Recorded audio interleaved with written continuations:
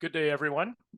I'm Jason Mercier, a Vice President, Investor Relations and Communications with Pan Global Resources. With me today is President and CEO Tim Moody. We welcome you to the call, and this is our second investor webcast we've done in 2024. It's been probably too long. We've had a lot of great news since we last spoke in January. So obviously, this is on the back of our Cañada Honda drill results from yesterday. But of course, preceding that, we had the tin metallurgy results and the copper variability results. Those are, of course, have been well received in the market, as you all know. And so we're seeing a bit of a turn in the commodity sector right now, and we think we're well positioned for where we are as a company and where the project is. Besides, obviously, the news we've had, and Tim's going to go through some of the details on that. Of course, what we've got is additional targets at the Escacena Project that we want to show you, and some more data on the Cañada Honda in particular that's quite interesting. We were seeing in the commodity space that copper's now cleared $4 a pound. Tin is on a tear from some speculation in the market. Gold is hitting record prices. The Escacena Project has all of these, and we know from the metallurgical results that we have a good copper concentrate that we can produce, and we'll get a positive silver credit as well in the concentrate. But then the tin metallurgy has been exceptional, exceeded our expectations, and will be a premium product in the market. So again, not something to be overlooked. Really supportive, and as you can see on a daily basis, the jurisdiction matters more than ever now. News yesterday, news in previous months, we've seen it all. There's a lot of jurisdictions that people think are solid jurisdictions, but can you get a mine permitted on a timely basis? What Spain has done, and I don't think a lot of people know about it, is they've set up an accelerator unit where they are stating a timeline of fully permitting a mine within 28 months. If the company is not permitted in that time, the government will compensate the company. Tim and I have not heard of any other jurisdiction globally that is doing such a thing. So that's a really positive jurisdiction for you, and I think we'll learn a little bit more from the presentation about the potential for the project. Tim, I'll hand it over to you for the presentation. All right, thanks, Jason, and hello, everyone. So, we'll try and cover sort of 3 or 4 main themes today.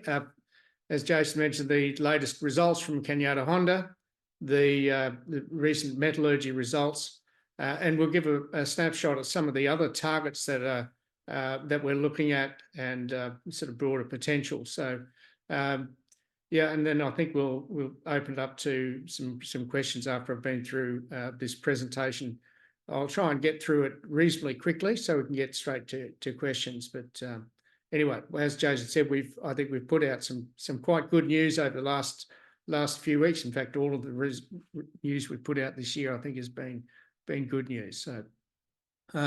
So just very briefly, we are primarily a copper exploration company. We do have now in our Escacena Project two discoveries and a very strong pipeline of other targets yet to be tested. Those discoveries, our Romana discovery has copper and tin with some silver, and our newer discovery, Cañada Honda, is copper and gold, again with a bit of silver as well, but primarily copper and gold. As Jason said, great location. We're surrounded by mines, very favourable mining jurisdiction, etc. So we're in a great place. Just showing the location again, we're at the eastern end of the famous sort of Iberian Pirate Belt. It's famous for having a large number of some of the largest volcanogenic massive sulfide deposits in the world, mined for copper, lead, zinc, gold, silver, and historically tin as well. So very active area. Every inch of it's covered with mineralites, big operators, etc. But we're in a great location, about 70 kilometres from a smelter as well. Zooming in on the project, the yellow outline here is our Escacena Project. This is our main project area. And this just shows the location of our two discoveries. La Romana in the south and about 3 kilometres to the north is our Cañada Honda discovery. This just shows the proximity of our Escacena project to probably the world's largest volcanogenic massive sulfide deposit or cluster, which is currently being mined by Atalaya at the original Rio Tinto mine, where the Rio Tinto company began. And then just next door to us and a bit further over, there are two potential underground developments, former mines. Group of Mexico looking to go underground at Los Frailes, right next door to us. And at First Quantum, I guess that mine it's already permitted to go underground, but just waiting to see, I guess, the outcome of potential sale of that deposit. So again, we're in a great location. I think this just emphasises it. We are target rich. As I've mentioned in previous presentations, we've got this is just a gravity geophysics map. It's one of the many exploration tools we use. This just happens to be a very effective technique. Most of the targets we have here are still untested, or perhaps have only had maybe one hole or something or thereabouts. But our first discovery, first drill holes, we were testing the gravity anomaly at La Romana. That led to that discovery. We're currently drilling right now on the Cañada Honda gravity anomaly, and we look forward to testing many of the others. So we're also critically waiting for access to the very large Bravo target just to the east of La Romana. But you can see the gravity responses here associated with the 70 million tonne Los Frailes massive sulfide deposit and the 90 million tonne Aznacoya massive sulfide deposit. So starting with the Cañada Honda target, we announced a follow-up program which consists of 11 drill holes. We announced that last year. We reported the first 3 holes from that 11-hole follow-up program in January, included holes 8, 9 and 10, all at the eastern end of a very big gravity anomaly. It's over 2 kilometres long. We were getting potential ore grades and widths there, both copper and copper gold and gold only. So hole 8 with sort of 8 metres at 2.6 grams gold, a bit of copper, and beneath that 14 metres at 0.8% copper, 0.4 grams gold, a bit of silver, with a higher grade section there of 6.8 metres at 1.5% copper and again some gold as well. Hole 9, 20 metres at 1.1 grams gold. Again, sitting above some copper and gold mineralization. So the latest results, another 3 holes, holes 11, 12 and 13 that were reported yesterday. So these were sort of step outs, sort of bigger step outs off to the west. I should say the drill spacing here is quite wide, where some of these holes are sort of 150 metres apart, which is quite a big distance in these types of deposits. So these results were really encouraging for us. This is the first time we're starting to really step out along this big gravity target. So we hit in hole 12, 17 metres at about 1.6 grams gold, included 9 metres of about 2.8 grams gold. So great gold result. And that was sitting above, again, a broad zone of copper and gold mineralisation. A bit lower grade than we got on the previous intersections, but what is encouraging about that is that the thickness of the copper gold style mineralisation seems to be getting wider as we move to the west, and it coincides with the gravity model gravity anomaly very well as some of the other geophysics that we're doing, in particular resistivity as well. So really encouraging from that perspective. So it's giving us more confidence that this gravity anomaly could represent additional mineralisation. And if that's the case, this is a very big target. This is comparable to some of the other operating mines, like Aguas Tenidas or Sotillo Magoyas. These are 100 million tonne plus massive sulfide deposits. So we've got a long way to go here, just scratching the surface. But these results were really encouraging from that perspective. Hole 11 was an up dip, a shallow hole testing up dip from a previous hole number 6. Again, we hit some sort of near surface gold mineralisation, but what that did is it showed us the system is still very much open there in the east as well as to the west. So just a cross section here. Again, 2 of the holes that we reported yesterday. This just shows where the 17 metres, about 1.6 grams gold is located, sitting above this broader zone of copper gold mineralisation. So this is more what we're calling VMS style, volcanogenic massive sulfide style mineralisation, stockwork, semi-massive sulfide and some massive sulfide, sitting beneath a thrust fault sequence here with older rock sitting above it. So finding this gold in the hanging wall in these older rocks is unusual. I don't know of any other occurrence where we're getting those sorts of grades in those older rocks anywhere else in the Iberian Pirate Belt. So this is a little bit different, and yeah, really encouraging given this is wide open at this time. You can see the drill spacing here, 140 metres apart. But again, what it's showing us, the system is open down dip, and we know it's completely open following the gravity anomaly to the west. You can see this is a downhole electromagnetic conductor plate here. Very good correlation with the mineralisation that we were intersecting, and that suggests this could continue further and suggests continuity as well of the mineralisation. The other hole, shallow hit, we said, again, this is stepping up dip from the testing the continuity of the copper gold VMS style mineralisation primarily. It looks to be pinching out in this area here, but we did hit some shallow gold much closer to surface here within 40 metres, so over 4 metres at 1.7 grams gold with some high silver. We haven't been seeing those sorts of silver grades generally in the area, so that's also encouraging. But what this again is telling us is this looks to be getting thicker, and grade is also increasing down dip. So this is completely open and untested down dip and to the east as well. So again, lots to follow up here. So our concept at the Cañada Honda target was this. So we thought the gravity anomaly could represent potential massive sulfide or a massive sulfide related deposit sitting beneath a thrust with older rocks over the top. This is the analogy here is with the Sotiel Magoyas deposit. This is currently being mined by Sandfire. It's again 100 million tonne plus deposit. But this is exactly what we seem to be getting. So our concept is working here. So even more so at Sotiel, there is some stockwork sitting up above the thrust in the hanging wall. But again, in this instance, it's not gold. So that's a little bit different for us. So so our conceptual thinking is working. Our geophysics and our exploration methodologies also seem to be working very well.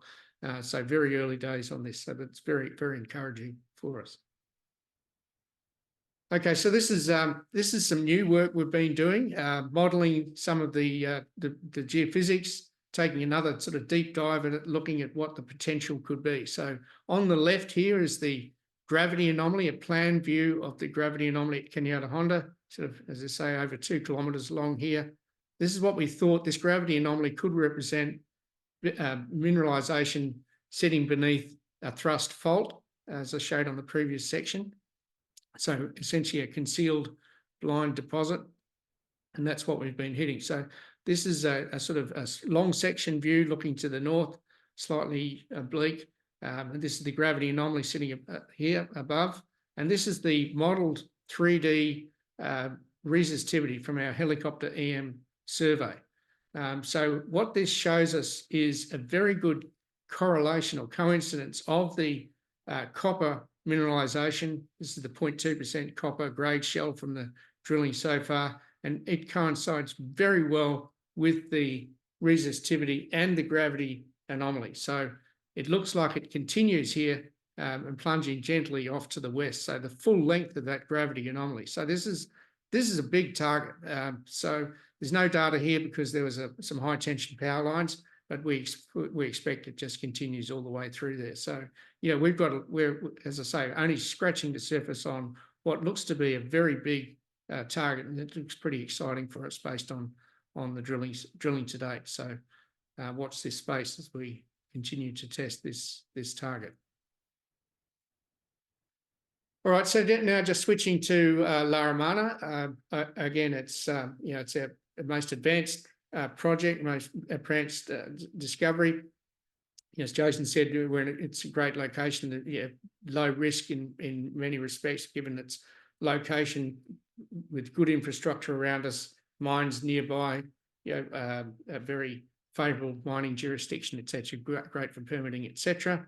Jason mentioned the new initiative by the local government for setting up this accelerator unit to fast track mine permitting. But then you add to that all of the other characteristics that we're seeing from the work we've done at La Romana.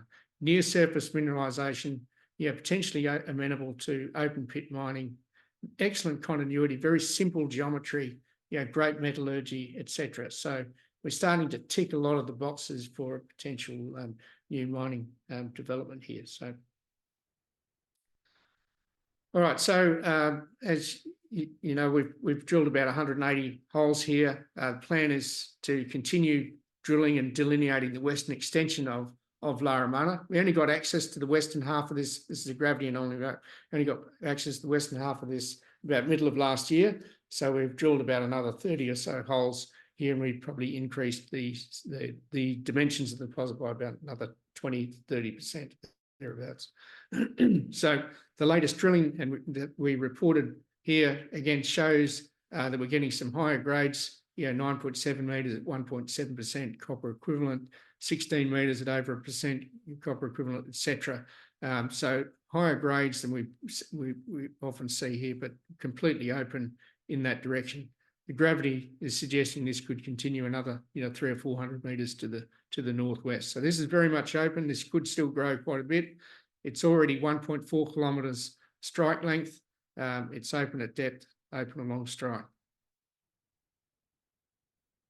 So some of the tin metallurgy results. So this is we completed the first round of copper metallurgy last year that we announced that.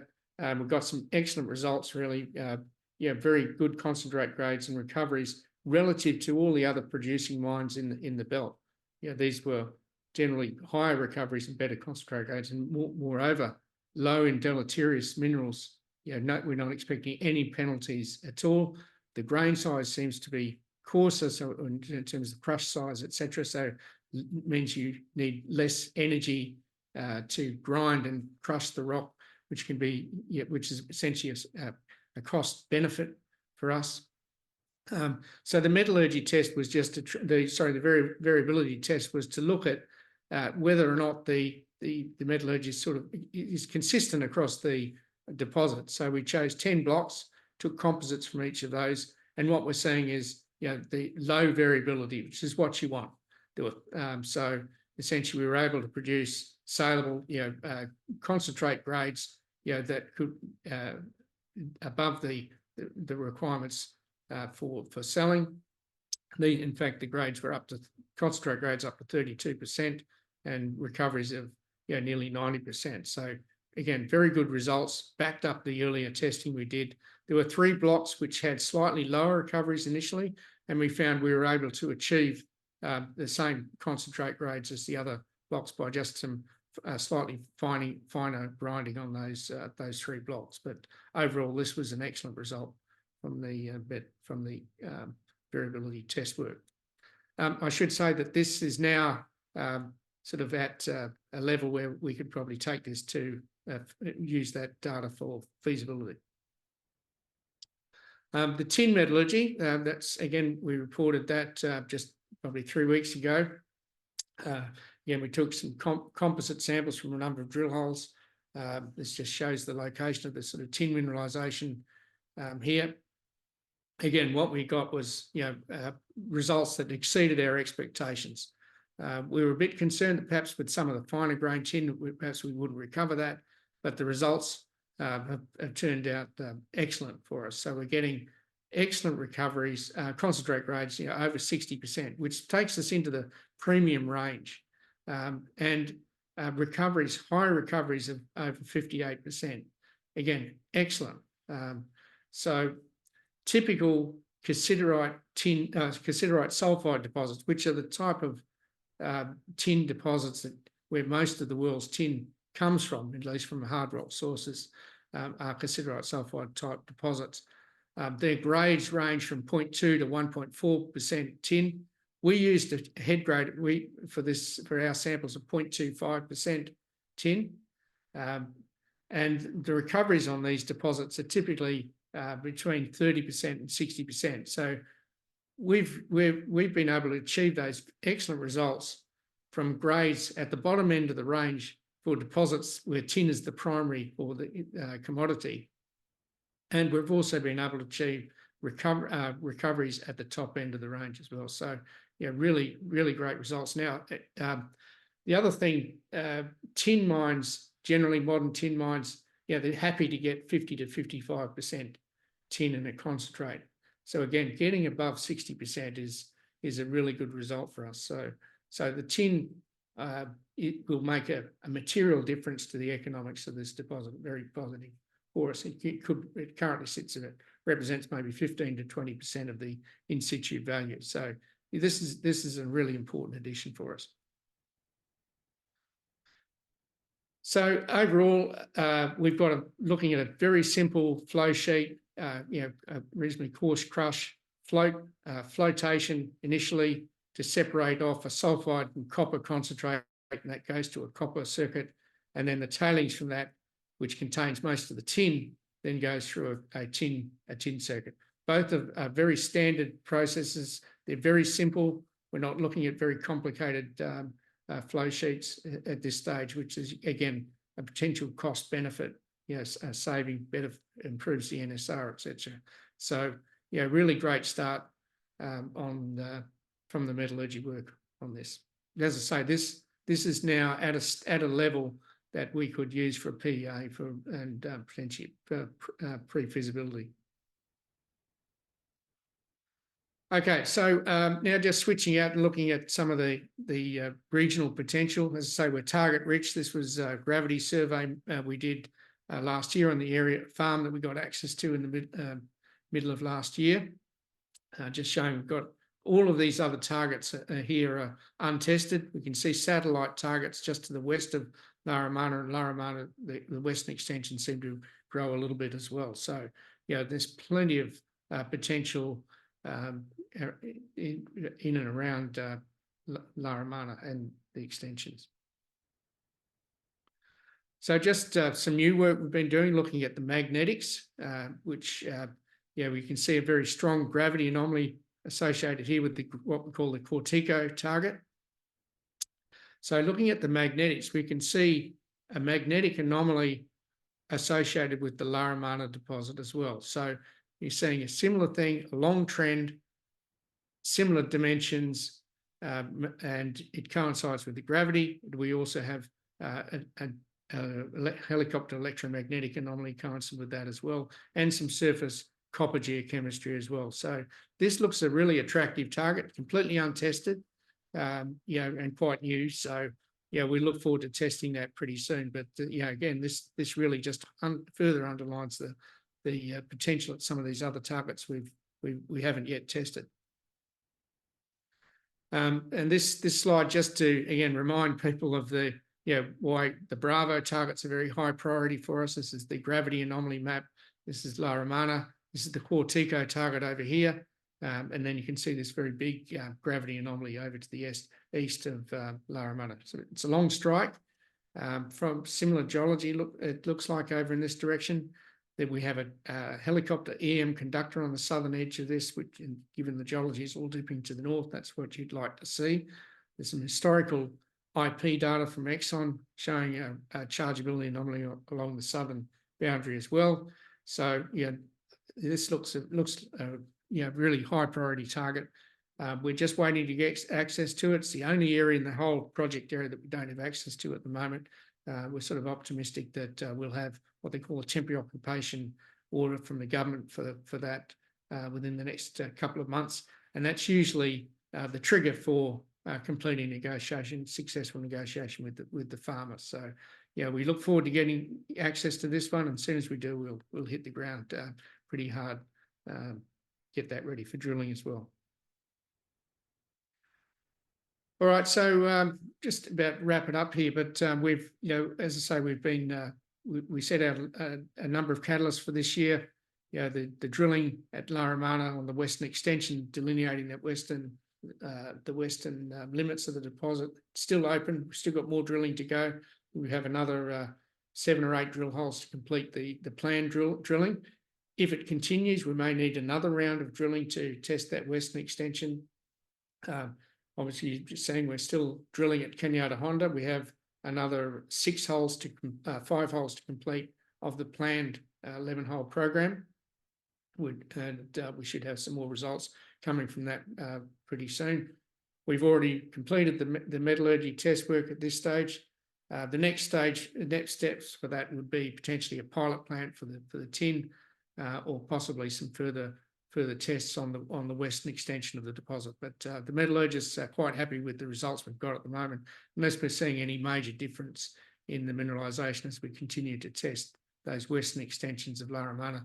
There's probably not much need to do further metallurgy at this stage. Obviously, another thing to look out for is the access to the Bravo target that I just showed you. And then looking further down the track, hopefully a maiden resource for La Romana. We are, at this stage, we'd like to complete the delineation work, make sure we know how big it might be. And then we're also encouraged by the drilling, obviously, at Cañada Honda, and perhaps we'll look at taking that to resource as well and put the two together. So, as I say, most of the big mines in this belt are made up of clusters of deposits, so more than one deposit to make up those mines. So, we've got one at La Romana, perhaps a second one now at Cañada Honda.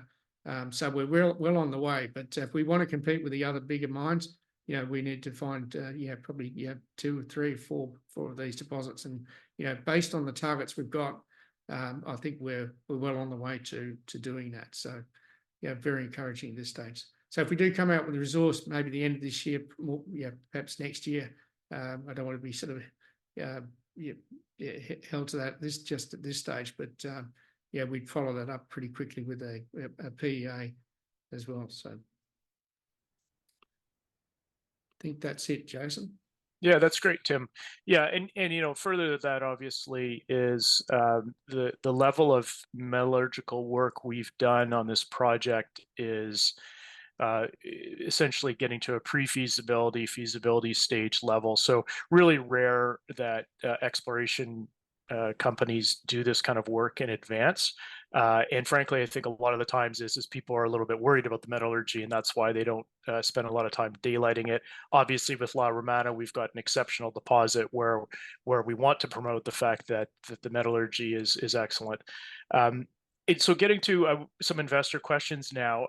There were some we received in advance, and we've had a number come into us on the Q&A. So probably, Tim, I'll read out the questions to you to make it easier, and then you can respond, and we can have some discussion on that. Okay. Bravo, I would say, out of all the ones in advance, and even today, Bravo is on top of mind for a lot of our existing investors.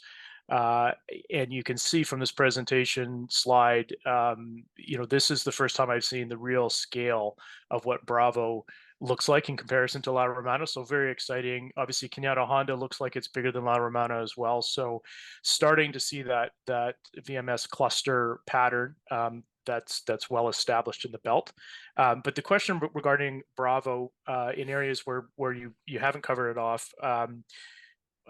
So they said, why do you not have access to Bravo yet? And when you do, can you start drilling immediately?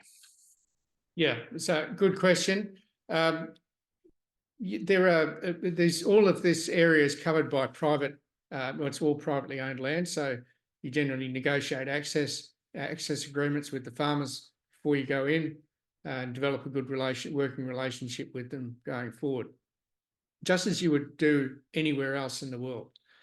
So in this instance, we've got probably over 90 access agreements. So we have access to all of the other areas.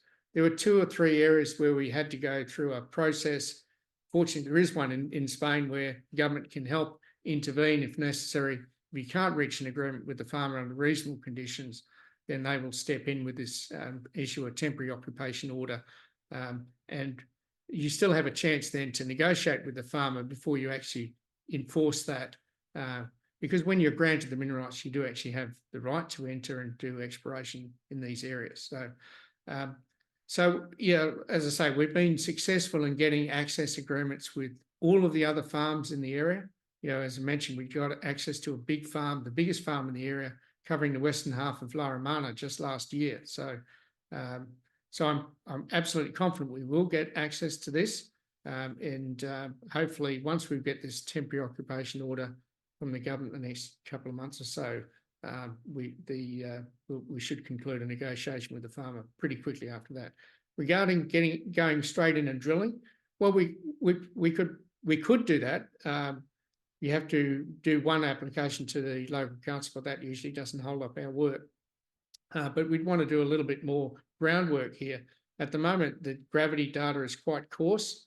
There's been no other work done in here, no geochemistry, no detailed IP or other geophysics techniques that you might want to employ on this, because it is a very big target. You want to make sure you position the drill holes best. So I think we'd like to, once we get access, we'll send the teams in pretty quickly to do the ground geophysics and geochemistry, etc., and mapping and so on, just to bring the target forward for ready for drilling, so that drill holes are optimized right straight away. But I don't see that being a long process. Yeah, perhaps 3 months or so to complete that early work. That's great. Well, I think obviously Bravo is an incredibly desirable target, and we've known that for a long time. So yeah, getting access to that will, I think, be pretty big news for us. Now, I'm going to try to group the questions together because there's a number from the chat, a number we had from prior. So we'll kind of delve into a little bit on the metallurgy to start. Are there other mining companies that are hitting tin or gold in southern Spain that you see as comparable? Yeah, so the only deposit that was mined for tin in the Iberian Pirate Belt was Neves Corvo. That was Europe's biggest tin mine when it was mining tin. It was perhaps a top 10 producer of tin globally as well. So it was a big tin mine when it was producing tin. It's not producing tin at the moment at this stage. So the only other deposits that are currently reporting tin is Lagoa Salgada in Portugal at the western end of the Iberian Pirate Belt. So I think they have a mixture of cassiterite and stannite.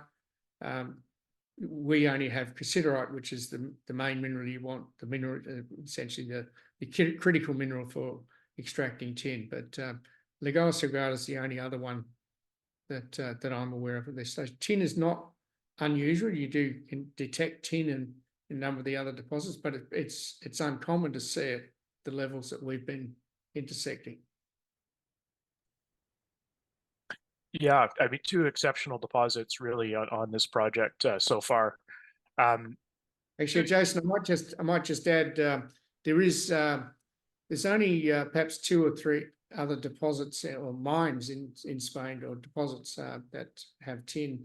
Just to the north of the Pirate Belt, there's Elementos have a tin only deposit as well.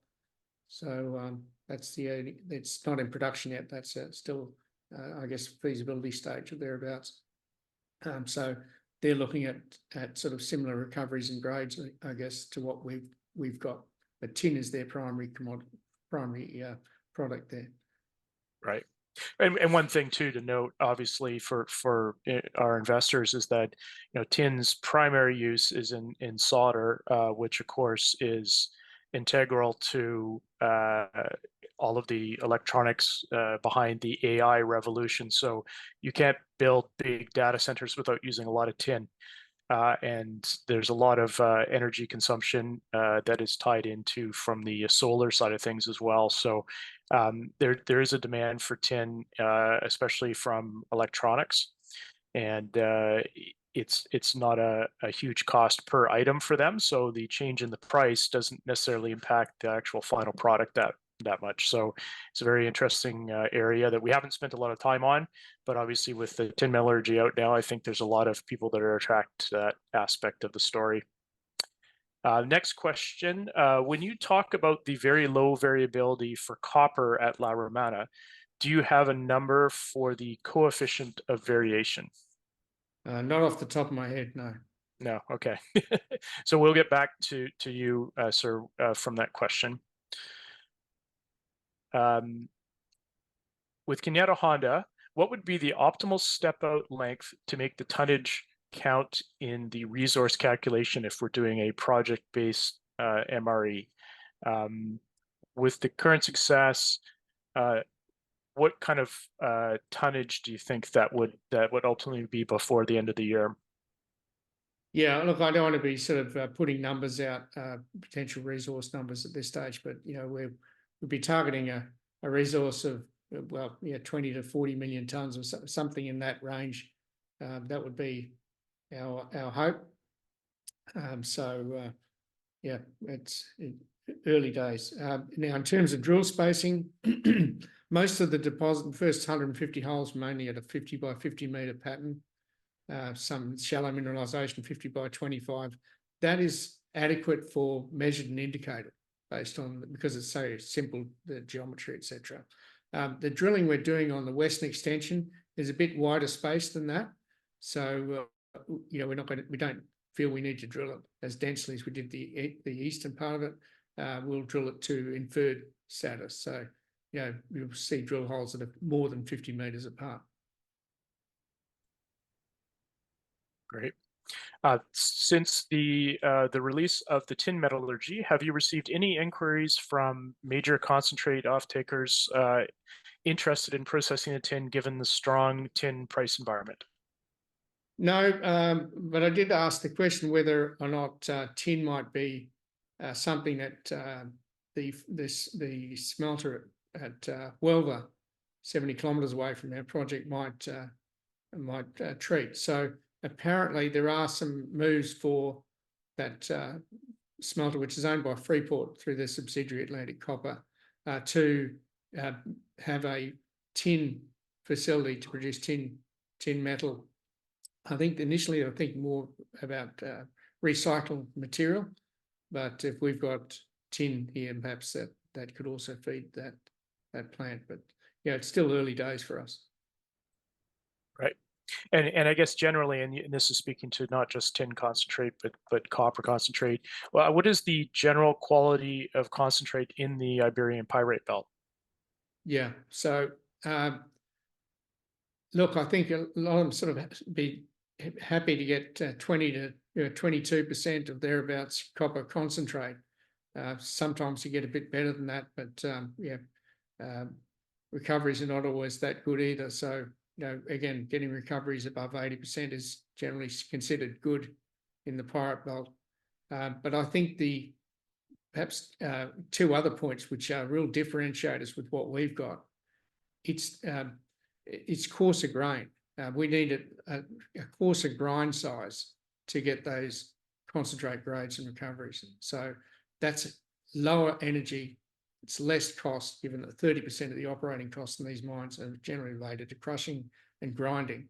So that's a big advantage we have. And secondly, the lack of penalty elements. We've got very low deleterious metal content. All of the other mines have to, when they're dealing with primary massive sulfide or stockwork, generally have to deal with high pyrite contents with high deleterious mineral content, which is part of the reason why they have to grind so finely grind, is to try and remove the deleterious minerals as well, or metals. So again, we have an advantage there. We're very low in deleterious metals and minerals. Really great to hear. Uh, with the other producers in the area that are either planning production or in production, so Atalaya, First Quantum, Grupo Mexico, um, is it feasible to work with them to do ore processing? And if so, what would that look like? Yeah, it's not uncommon to have some sort of tolling arrangement with a nearby producer. It sometimes makes more economic sense to do that. So, I think that's one of the advantages we have of having mines nearby, that presents a potential low capital intensity option for us. So, and faster permitting potentially. Where we're just trucking or conveyor belt transport or to one of the surrounding mines. So that means you don't have to build the same size plant, or you don't have to worry about tailings, etc. All you're doing is essentially more of an earth moving exercise. We are going to look at with some of the, I should mention some of the other work we might do on the metallurgy side is to look at what we can do in terms of perhaps some sort of dry pre-concentration, something to reduce. If we are going to look at that as an option, could we let's say reduce the amount of low copper material in what we transport, so improve the value of the material and reduce the volume. So that's something we're doing. Whether or not those other mines accept it or not, well, I think we have we're in a good position to do that. I think firstly, if they have excess capacity, I think I think that would likely be the case, that some of these mines will have excess capacity. But again, the advantage we have here is that by having no deleterious metals or minerals in here, having coarser grain size, this might make it attractive as a blend material. So you blend it with material with no deleterious minerals, with ore that has deleterious minerals, and then you produce something that is more valuable ultimately. So again, I think there's another reason why other producers nearby might look closely at what we've got.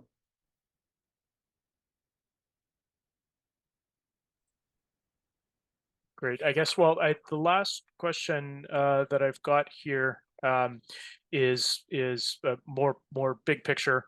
So obviously, we've seen copper prices accelerate. We've heard from a number of our institutional investors they're expecting the second half of the year to be even stronger than where we're at now. I mean, everyone will want to talk their own book, but I think it's a ripe environment for the copper price to increase, to incentivize more production. We've got the two discoveries now at with Cañada Honda being copper gold, and then La Romana being copper tin silver, all of which would be payable. I think looking at the future and what's coming down the pipeline. Where do we see the copper price going, but also what kind of milestones will we be looking at, and when do we expect the next drill results to be out? Yeah. Okay. Well, there's I guess a couple of things in that question, more than one question, really. Where do we see copper prices going? Well, I think they've still got quite a way to go based on some of the reading I've been doing. If you look at TCRCs, for example, treatment costs and refining costs, being very low at the moment, that's again a sign the smelters and refineries want to attract more material. So I think that's a positive sign for us.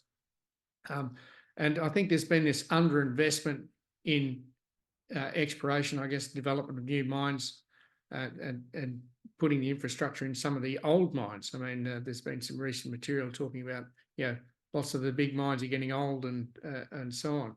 So I think as the world starts to sort of try and catch up to the demand that's going to be required for the energy transition and just general global growth, I think copper could have a good run from 3 or 4 or 5 years, maybe 10 years.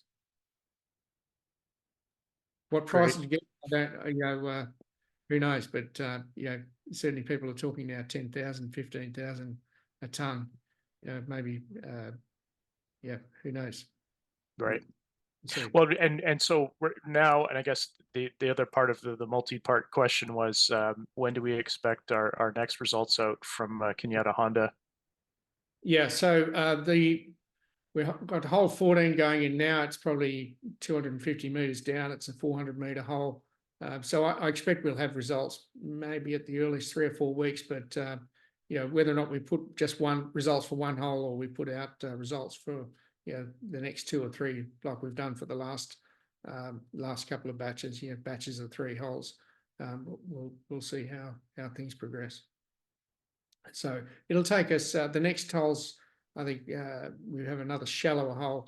We could complete the next 3 holes within the next, let's say, 5 weeks. So results maybe 3 weeks after that. Okay. Well, very good. Thank you very much for all who's asked questions. If there's other questions in the Q&A, we'll get back to you directly after the call. And the link for this I will send out to everyone on the call, and we'll send it out on our general list as well once we've got it posted. Thank you very much for your participation today. Just wanted to leave you with a couple of thoughts of, obviously, jurisdiction. It really matters in the market more than ever now, especially with the number of challenges on multiple levels globally in the copper space.